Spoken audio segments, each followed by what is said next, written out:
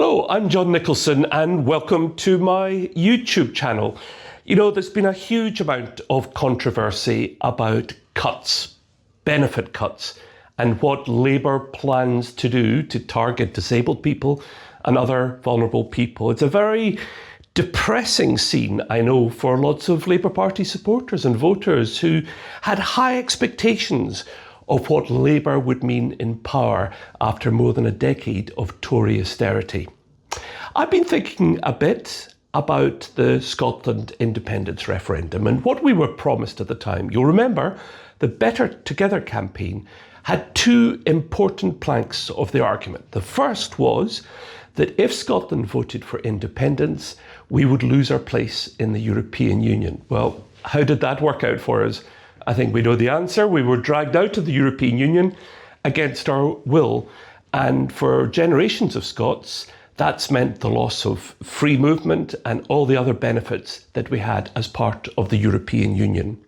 But the other big plank of the Better Together argument was that Scotland benefited from the United Kingdom's wealth when it came to social security and other benefits. In other words, that the vulnerable in Scotland would be more exposed were Scotland independent than a part of the United Kingdom. And I think that is why so many people feel betrayed at the moment. People who voted to stay in the United Kingdom and yet they see how much more progressive a Scottish government has been than the UK Labour government. You can think of a host of examples. There's the WASPy women. Remember Keir Starmer and others promising that in power they would support the WASPy women, only to betray them. Then, of course, there was the winter fuel allowance and the way in which old people have been robbed of a very important benefit, especially in colder parts of the United Kingdom. There's the two-child benefit cap. Again, in Scotland, that's something that the Scottish Government is doing its best to mitigate against, but a Labour government has followed Tory policy on. And now perhaps the cruelest of all the cuts proposed or already enacted, and that's the attack on people living with disabilities. Now, many of us have family and friends, perhaps even we ourselves, are living with disabilities. And for a lot of people, PIP is absolutely vital. That's the personal independence payment.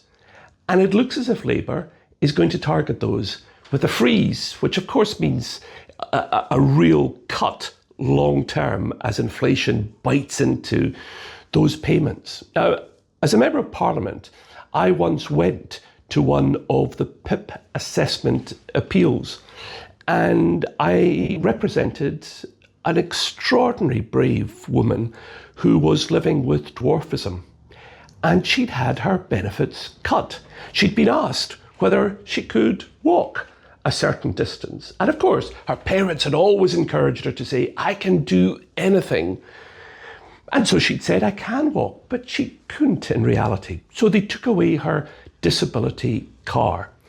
Now, that meant she had to struggle with public transport. And she couldn't use the escalators in the underground stations. So she had to go up on all fours climbing the stairs. It was humiliating for her. Now, we managed to secure a reversal of the ruling for her. But I saw firsthand the people who were sitting there waiting for their appeals. And there were people who were living with some of the most challenging disabilities. The idea that the Labour Party would ever target this group in particular, I think is deeply shocking. And I noticed this week, because we've been talking about the Scottish independence campaign, I noticed this week that the leader of the Scottish independence campaign, the Better Together campaign, Blair McDougall, who's now a Labour Party MP from Scotland, he was one of those who argued most strenuously that we needed to stay in the Union to maintain our benefits, our social security benefits. He is now one of the cheerleaders for cutting those disability benefits. How absolutely shocking that he should have given his word at the time of the independence referendum that he would be a champion of disability benefits and other social benefits, and yet he's now a champion, cheerleader for cutting those benefits 10 years later. People often ask me why I want to see Scotland independent. It's for a host of reasons. But I think when I see the difference between the Americanised model of the economy and benefits that Westminster is now pursuing under Labour government, and before that under Conservative government, and the kind of society that Scotland wants to create and is creating, then we see a stark contrast. And I want to see not the Americanised model, I want to see the Nordic model that an independent Scotland could provide, with free education for young people. Again, that's something that doesn't exist south of the border. In Scotland, you don't have to pay tuition fees. Now, for somebody like me, first generation going to university, I got all the benefits of free education. So to see people from my generation in power now trying to pull up the ladder and deprive future generations of the benefits that we enjoyed seems utterly disgraceful and indefensible. But in Scotland, when you go to college or university, you pay no tuition fees. And for kids coming from working class backgrounds or first generation to go to university backgrounds like me, that's vitally important. And Scotland's a country with a proud history and record on education, and one that it's very important, I think, that we preserve. So on tuition fees, we've got a very different system. When it comes to benefits, the Scottish Government mitigates the bedroom tax, the winter fuel allowance, and a host of other benefits in order to defend vulnerable Scots against Westminster policies.